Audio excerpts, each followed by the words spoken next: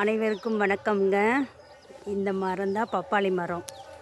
இந்த மரத்துக்கு பின்னால் பெரிய ஸ்டோரியே இருக்குது, சொல்கிறேன் கேளுங்க. இந்த பழம் விதை பழம் ஊர்லேருந்து அம்மா கொண்டு வந்திருந்தாங்க. அதை சாப்பிட்டுட்டு சும்மா சாதாரணமாக கீழே போடுற மாதிரியே போட்டிருந்தோம். அந்த விதையிலேருந்து முளைச்சிச்சு இந்த பப்பாளி செடி. ஆனால் செடி வளர்ந்து பெருசு ஆகி கூட பூவாதே பூக்கும், ஆனால் கீழே உதிர்ந்து போயிடும், காயே காய்க்காது. அப்புறம் எங்கள் மாமா என்ன பண்ணார், நல்லா உரம் வச்சார். எருவு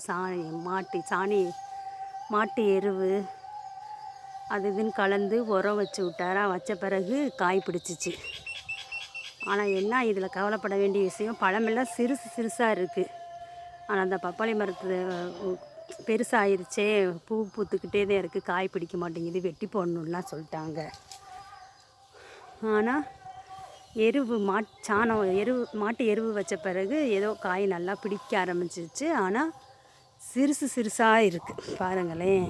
நல்லா பெரிய மரமாக இருந்து கொள்ள நாளாக காய் காய்க்காமல் இருந்துச்சு.